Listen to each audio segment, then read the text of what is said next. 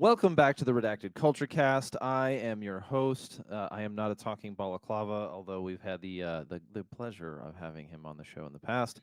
However, we are returning to part 2 of episode 82 with Chris Blau. Now, go ahead and introduce yourself one more time as we're re-engaging in our conversation where we left off at. For sure. Yeah. Chris Blau. Main job is 1911 Syndicate. We do gun and gear reviews on YouTube. We're also a real estate company that does real estate for law enforcement, military, and shooters.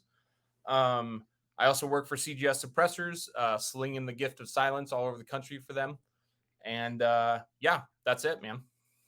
Cool. So where we left off, we were talking a little bit about multiculturalism, values, morality, and so we kind of got into a heavy talk. But I think we're going to naturally end up there one more time. However, Yeah. there's a question that I've been wanting to ask you for a while, is that Yeah. you've had the opportunity to engage, dip your toe in, so to speak, in multiple different disciplines within the shooting world. A little Yeah. bit of long range over here. Competition has been a new one on this arena. International man of mystery over here. And then some of that tactical stuff, because I've seen CGS cans in the hands of operators and ex-operators around the country. Yep. And so what I wanted to do is I wanted to ask you about what are some of the things that you've gotten, what are some of the benefits that you've had, or like not benefits like, oh, I got a nice competition gun from shooting competition, but some of Yeah. the things that you got out of engaging in all these different disciplines. Yeah. So starting the gun journey, I started with front sight firearms training like 12 years ago, pretty entry level fundamental firearms training. From there, I shot a little bit of competition, maybe 5 or 6 of them, but we're talking that was like 13 years ago, right? So now, from then till about now, I've been doing the tactical training, right? And people might get upset with that, but there's competition shooting, there is tactical shooting. Shooting is shooting, right? Bringing the sights up, proper sight alignment, sight picture, good trigger press to the rear. Shooting is shooting. The application and context is what changes. And recently, we got to do a private class with Mike Pannone. Mike Pannone is right. Yeah, I mean, Pannone used to live down your way. He now lives in Salt Lake City, and we've had a couple mutual friends, but we helped him purchase his house in Salt Lake, which is how we know Mike, which is cool, right? Good. Little bit about Mike. He was a special operations guy at a tier 1 unit out of Fort Bragg. From there, when he got out of the military, when he got out of that unit, he worked for some other government stuff, still deploying and doing some stuff. And then he's been the head firearms trainer he has trained, Secret Service, U.S. Marshals, who knows how many cop units, police military units. And he's a high-level grandmaster competition shooter, right? So this is where the worlds cross, in my opinion. For a long time, I hated the competition stuff. If I'm going to be honest, I don't. For someone like me who gets along with everyone, I don't like some of the ego and the personalities in the competition world. A lot of guys rest their hat that that's what they do, and they shoot these matches, and like that's their thing, which is cool. But like, they would maybe look down on me a little bit because it wasn't my thing. And so in turn, I started looking down on them a little bit because I'm like, well, why don't you come take a tactical class, and I'll come take a comp class, And it's just, the worlds were separate for me for a long time. Now with getting into competition, working with Mike, we did a competition at Infinity. Like, there's major benefits to shooting competition that will make you an overall good shooter. Yeah, for sure. To argue that, which I used to kind of argue, like, again, just being naive, right? Well, in a real world scenario, you're not going to have this in a comp, right? Well, like, that's a two-way street, bro. Like, in a real world scenario, you're also not going to have this that you would have in a comp that might benefit you. So we can take both and work and mesh them together. And even Mike said when he was at that tier 1 unit, they'd fly in professional civilian competition shooters all the time to teach them how to shoot. They would then apply context and tactics. Yeah. And that's exactly how I look at it now. Yeah, I find it I find that competition strays out of its lane when it's trying to be too realistic. Yes, great. Wow. Huh. I got to write that down. It's all right. Go ahead. That's really good. Huh. It's I think competition strays out of its lane when it tries to be too realistic. When it tries to apply scenario-based context to a shooting stage. And Sure. this might be a little bit of a an argument that has existed between USPSA and IDPA in the past. I have shot competition for a while, and it's interesting that you say that too, because I had the opposite experience when I started shooting competition with the folks over in Minnesota. This is how I met people like Josh Freilich, who's been on the show. You've got Yes. Adam Maxwell, who's been on the show. He's also over at Vortex, and he's also kind of stepping into forms of leadership within USPSA, I believe. I had a little bit of a different experience in the sense of I knew that there was ego present, but it was never unmanageable. It was like, people have different levels of skill sets, Yeah. and it's good. Whereas, and when I shot some national stages, I shot one national stage, particularly in Kentucky, and that's Okay. where I saw a lot of ego out there, and that was a very disheartening experience.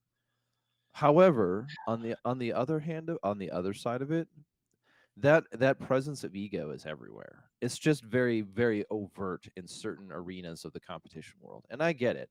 But I think competition strays out of its lane when it's trying too hard to like make itself into a realistic scenario, and it does really, really good when it's forcing you to do unconventional shooting positions and timed based reactions and so on and so Yeah. forth like that. It's literally, you know, you think about it this way: the army, when I was in the army, the army physical fitness test was push-ups, sit-ups. Because I was in Ranger Battalion, we had to do pull-ups and a 5 mile run. Push-ups, pull-ups, sit-ups, 5 mile run. Now the big army at the time was like push-ups, sit-ups, and a 2 mile run. But whatever, dude. I'm better than you.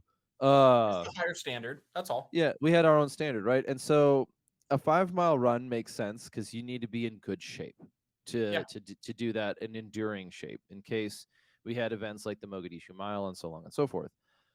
There was also the RPAT, which is the Ranger Physical something test or physical. Like, I don't care what it's called anymore. I've been out for exactly 10 years and 2 days, so there you go, or 3 days now. What is it? Whatever. Um, yeah, right. And so the question is like, what does push-ups have to do with combat? Which I could argue not a ton. However, you get down and prone to take a shot, you're going to have to do a push up to get up, right? Sure, right, yeah, but like, so we still had physical standards, and then, and don't get me wrong, I'm not trying to like completely poo-poo this idea that push-ups are like they're irrelevant in a gunfight because it's a certain amount of upper body physical endurance, right? That's what I Um, was getting at. Yeah. right? There's more to it than just that. And competition in some ways works exactly like that. Is that you're honing very specific skills, movements, maneuvers, and kind of decision making ability to Yeah. engage in multiple targets, and you're cleaning all that stuff out. You're cleaning all the spider webs, and you're building the mile-in paths for your ability to identify a target, draw and engage a target, and that's it. It's not teaching you how to approach a building. You know what I mean. It's not teaching you how to like set up an ambush. It's not teaching you how to do like react to contact, break contact, all this kind of stuff. And that's where I think what we're doing is when we get people comparing competition and tactical shooting, is it's like for somebody who has no experience in guns. It's live today, but I recorded it yesterday, kind of looking at like the Dunning Kruger model. Oh, I It's saw the post. Dude, I can't wait to listen to that. it's entertaining. That one will be best watched on YouTube because there's the model there. Perfect. Um, Okay. but what I see a lot of it is like for people building fundamentals, it's kind of an either or. But once you get past that plateau, that first hill, and you're really shooting for mastery, no pun intended, you're going to end up doing both to some Sure. extent. Yeah. Given enough time, you should be doing both. And it's just odd how like, oh, competition isn't realistic. Yeah, it's not supposed to be. It's Yeah. competition. a tactical class on a flat range where you're squared to the target is not realistic either, right? Doing a shoot house in a shoot house with no furniture and paper targets isn't realistic either. Because there's end tables, there's couches. Well, Sometimes doors are hung the wrong way, where in a shoot house they're hung the right way. So or like they're that, not there at all, and you've got 4 inch, you've got like 12-inch walls, so you don't ND into your, you know what I mean. yeah, So you don't hot wall somebody, and it's like, okay, it's good though. Like it's just you're kind of arguing for a. I think what ends up happening in that kind of debate is you end up getting an argument for like and not a pure. It's not a purity test. It's like, oh, it's just not realistic. Like, okay, go play airsoft then.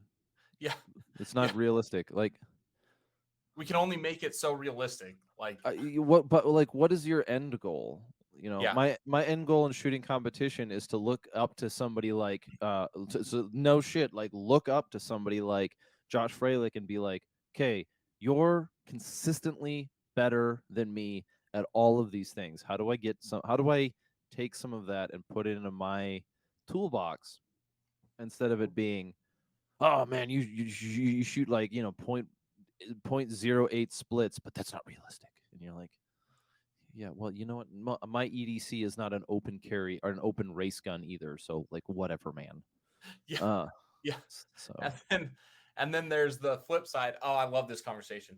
Um, on the flip side, talking to guys like you who have been in a gunfight, like some of my buddies have been in gunfights where it's 10 rounds real quick splits, bum, bum, bum, bum, bum.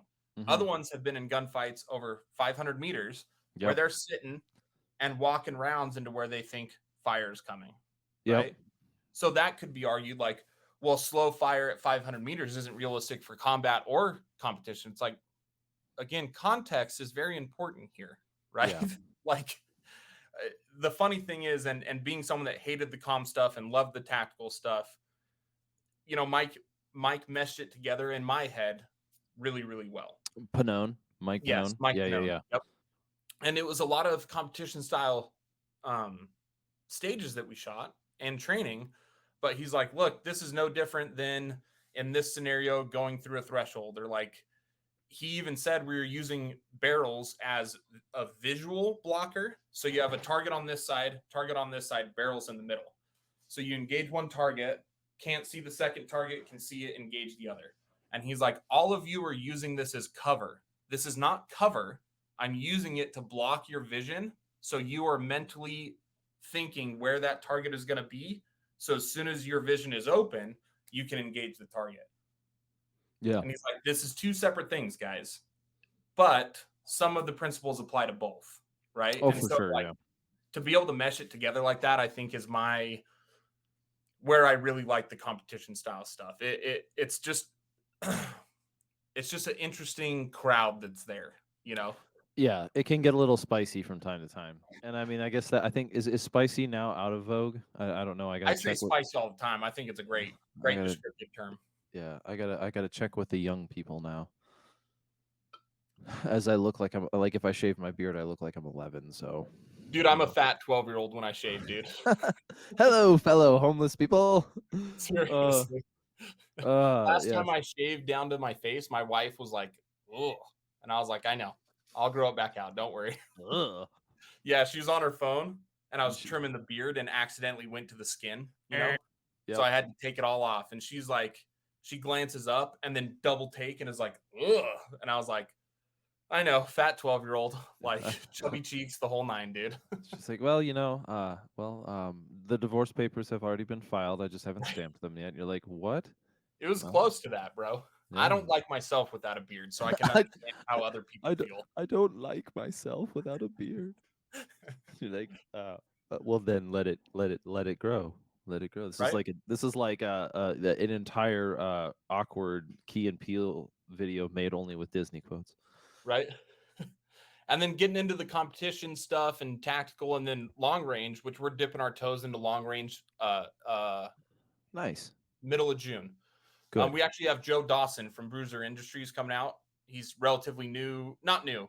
an up and coming precision instructor. Jim Schoon Life has worked with him a bunch. He puts out great content. He's a former SEAL who ran their sniper course for the end of his career, Okay. and is also big into comp shooting, big into tactical stuff. Separates the both, sees the pros and cons from both. Like he's a very good, pragmatic, middle of the road dude.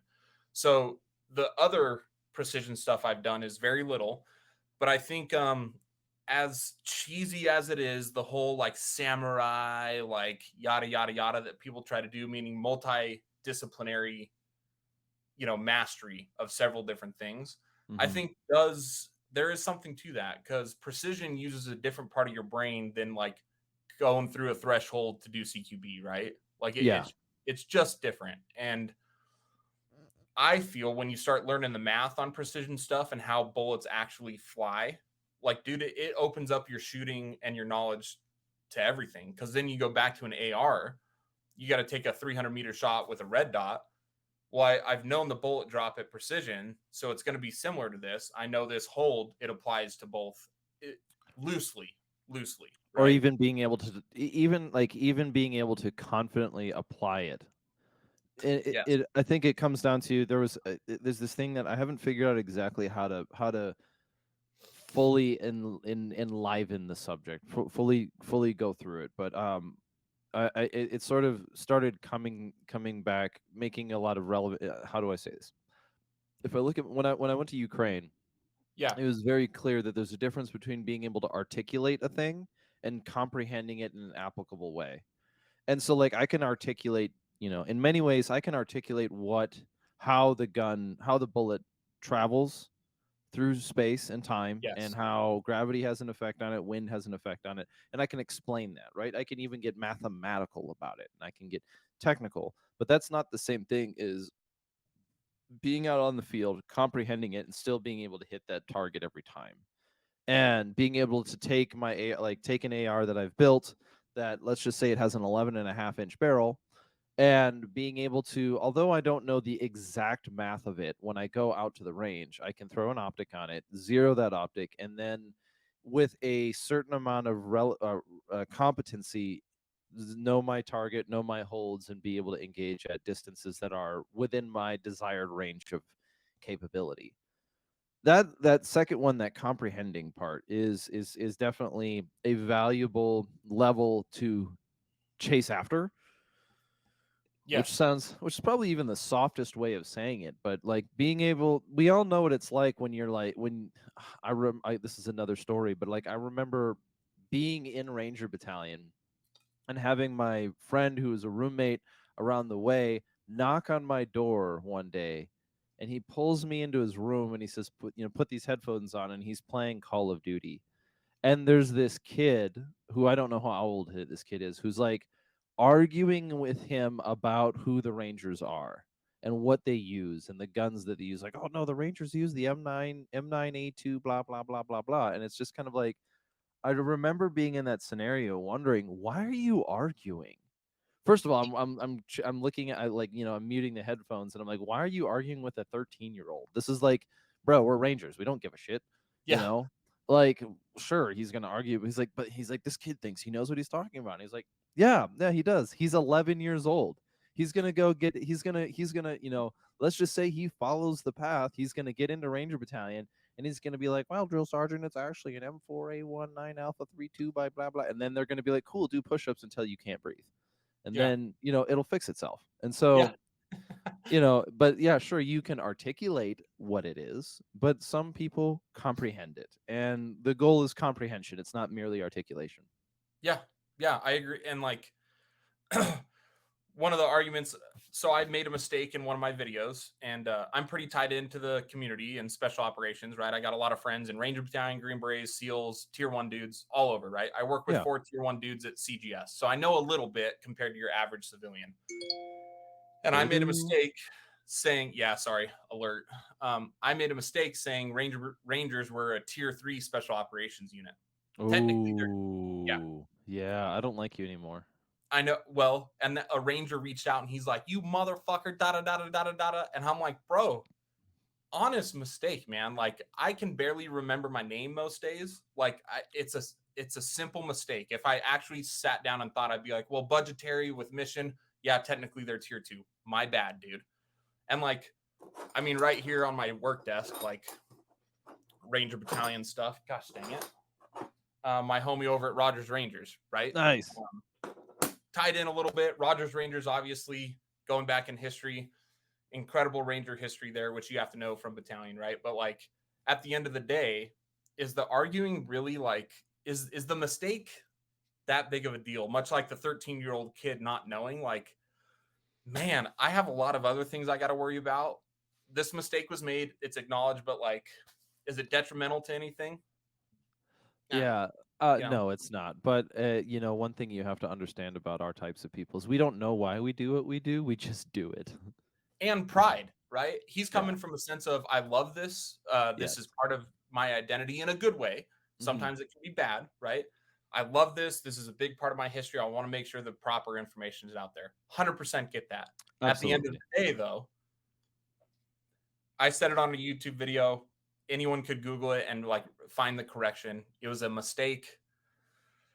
I put myself in the 13-year-old category. Like, it's not that big of a deal, you know? No, no, no, not at all. But also, it's like, I think it's funny that we do that too, because I know exactly the feeling. You're like, ooh, you're in some sort of public scenario, whether it's like a social media video kind of thing, and you make a statement in a situation where you can't like correct it or you've already forgotten it kind of It's thing, and gone. like.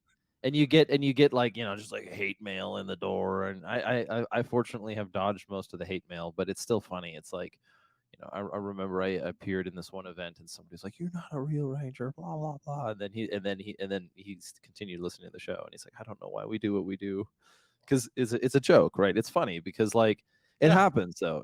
There is, and I think that comes back to, even though we talk about this idea of gatekeeping, is that like, if we understand that there, like, the era of exclusivity does have some value in that it holds standards. Yeah. And so I think as a culture, we're becoming much more articulate about what that looks like. Mm-hmm. Yeah. Because I mean, we do have kind of polar opposite examples of what those standards might, or not polar opposite standards, but we do have some standards of what being part of the culture looks like. And you Sure. could, on the one hand, we do not accept, in our culture, we don't really accept there being some form of like artificial prevention of who can be around, but you can disqualify yourself for sure. Yeah. And It's a great like, way of putting it. there is a cost of entry, is you have to hold certain values, which isn't really a cost, but you have to be able to you have to, people need to be able to trust you. Yep. But then if you discredit yourself, it's kind of like an honor system versus a dignity culture, which I think is interesting. That actually, no, let me rephrase it. I don't think it's interesting. I find it's obvious. Of course, gun culture is an honor culture. We've brought it up a couple times in the show, but the distinction between a dignity culture and an honor culture can be described in kind of a metaphor. In dignity culture, which is kind of what the West is right now, kind of what America is, and it's kind of dealing with it, and you can have integration of both. But in a dignity culture, everybody is born with a full cup of water, and that water is your dignity. You have it by nature of being a person. You have rights.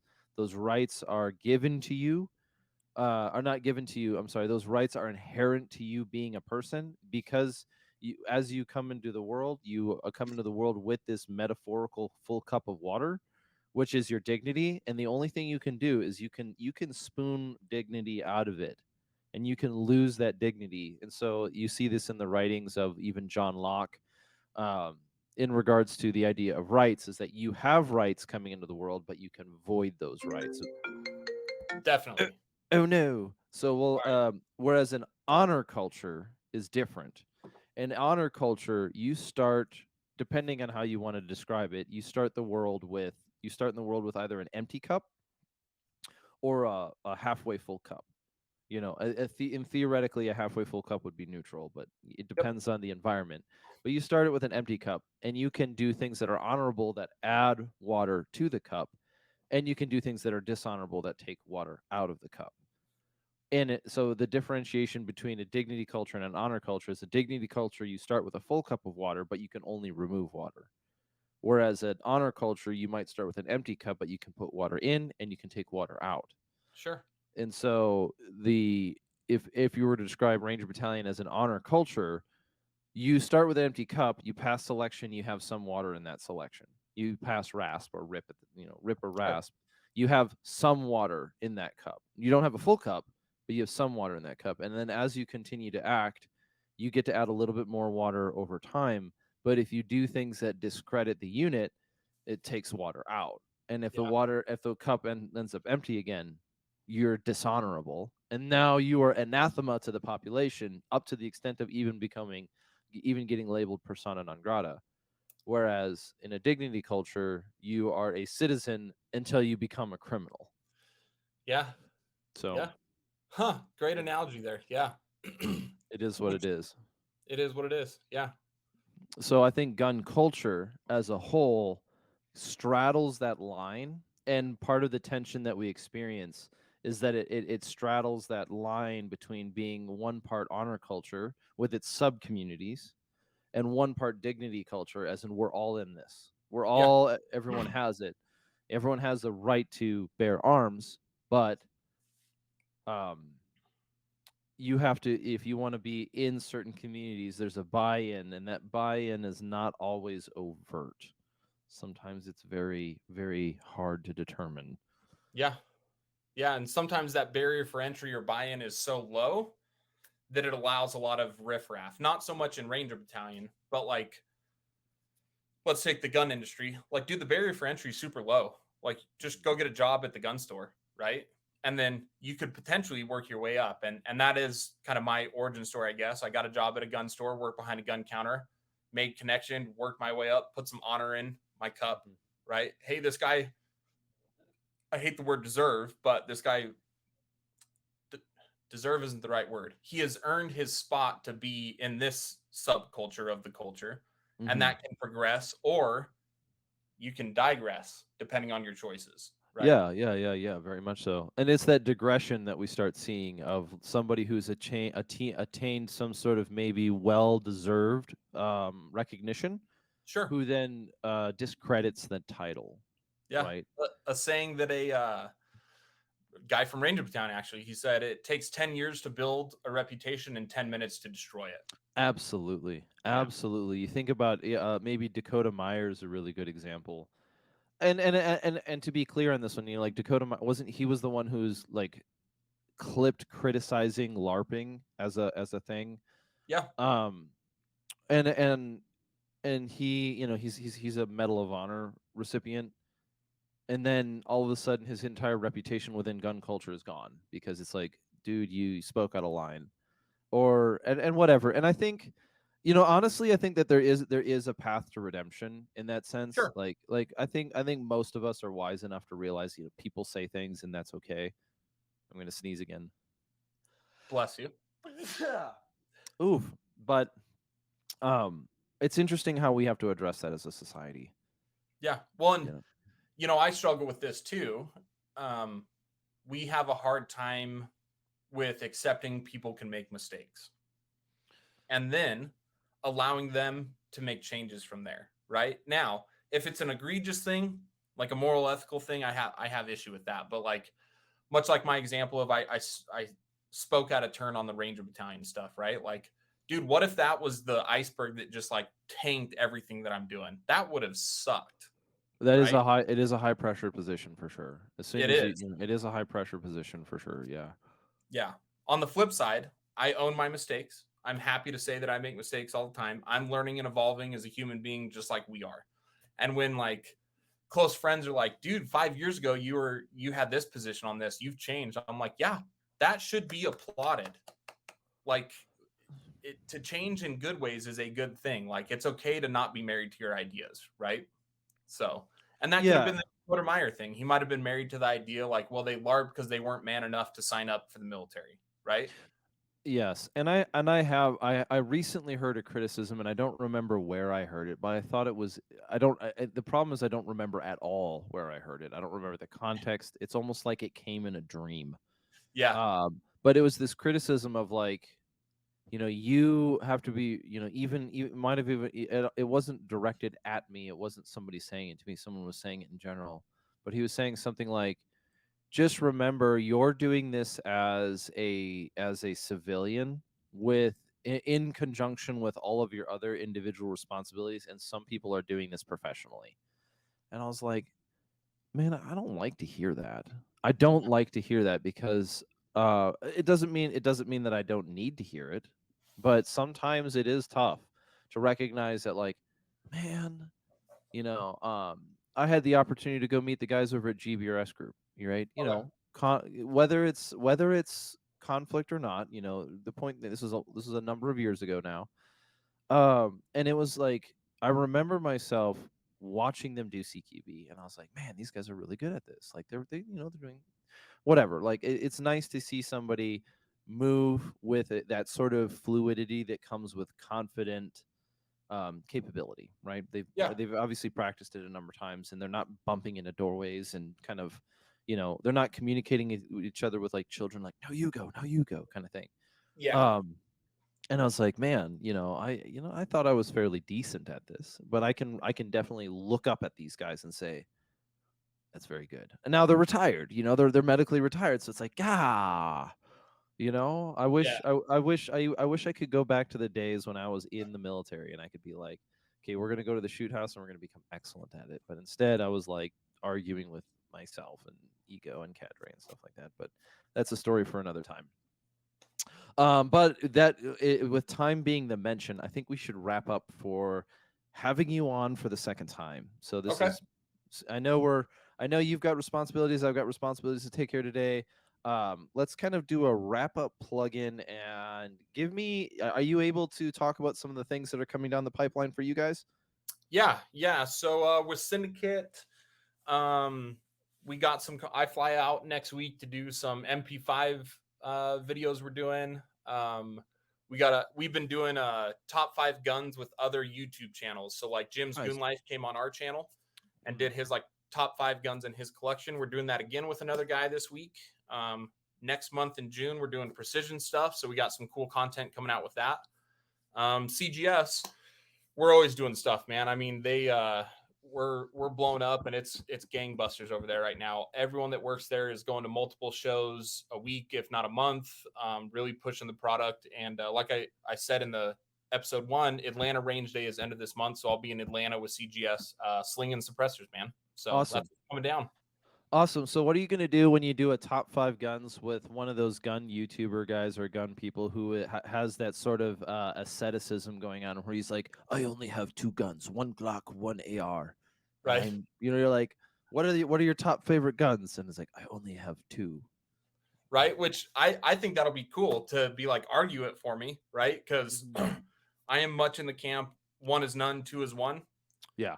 Right? So like mathematically, you should have at least four, right? Two rifles, two pistols, in case one of each goes down, right?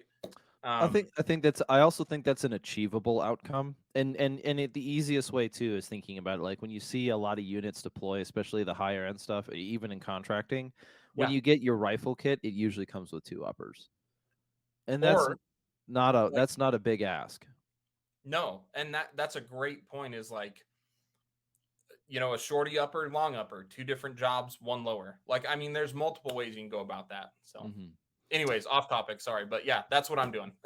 Gotcha. All right, so 1911 Syndicate, CGS Group, and you Yep. guys are carrying on. All right, that's awesome. Well, then, in our end of wrapping up, if you've made it this far into the show, we are still running a pre-order on our subdued shirts, which are going to be a black on black, really a hat tip or a head nod to the night vision side of our gun culture. Yeah. But yes, the version 2 subdued are back available for pre-order. Last time we saw them was December, and so we're opening them up again now because, quite frankly, they're just my favorite design so far. Awesome. Uh, those are up for pre-order. We're going to be doing some giveaways as part of this pre-order with companies like Tour Knives.